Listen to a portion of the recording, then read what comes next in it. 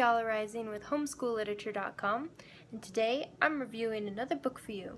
I thought Whitewashed by Amy C. Blake would be a fairly good choice for today. It's another in our teens book category, and I have to say this book is so unique, and I honestly didn't know what to think of it when I first started reading it.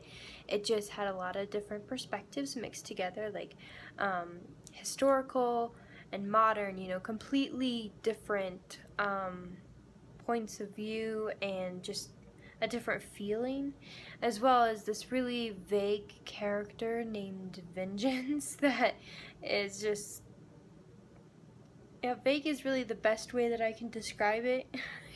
You don't really learn anything about this character, and so it just acts really weird and dark and creepy. And so going from like a 18-year-old girls going off to college point of view to a historical, like slave plantation point of view, to this really dark and creepy twisted character named Vengeance. So definitely took a while to get used to get into, like I was into the book right away when I started reading it. With the first chapter, I was just sucked right in, but then when it switched points of view, it threw me off. So it took me a few chapters to actually get comfortable with the switching of the points of view, but once I was comfortable with it, it was perfectly fine. I really enjoyed it, actually. As soon as I got used to it, I couldn't stop reading it. It's actually a very addicting novel. So I'll give you a little bit of backstory on it. It's about this homeschool graduate who's going off to college, and she's moving out of state, I believe, from her parents' house to her grandparents' house, where they live in the college town that she's going to. And it focuses on her just starting her life there, registering for classes and getting a student job, and then before you know it, a mystery starts unfolding, and it's really interesting to follow it and to follow the character. The main character's name is Patience, and it's kind of interesting because Patience is a very complex character. She's very complicated to me because she kind of frustrated me with her righteous attitude and her reactions to other characters.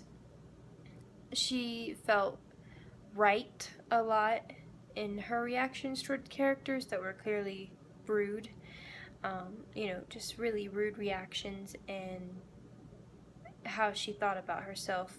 She thought of them as right and acceptable reactions, and so it bothered me a little bit, that somebody could be that rude and feel okay with it. But then again, it was also kind of nice to read that honest of a character, because a lot of the times in books, heroines are often made out to be, perfect people.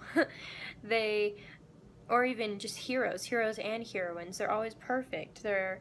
They never have those bad sides that people are like, oh, I don't like that so much, about you. I don't really like those characteristics. And so it's nice to just have complete honesty of, this is a human being that has, good sides to her and bad sides to her, and she's just trying to find herself and grow into the person that she needs to be. So it was both frustrating and refreshing.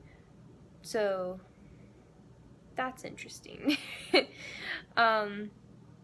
Overall, I really enjoyed the book. I found myself really immersed in the story, and it was quite a page turner. I definitely found myself thinking about the plot and wondering what would happen next, and I loved the mystery. I loved all the different characters and how they worked together, and I just think that it was very well written. Just, it is a Christian novel, so there is that point of view. To me, the book being written as a Christian novel did not bother me, but occasionally I didn't particularly love it either. But overall, the Christian aspect didn't bother me, but I just want to put that out there for those of you who may not be Christian readers, and I would recommend it. I give it 4 out of 5 stars. So once again, this is Tiala Rising from homeschoolliterature.com. Bye!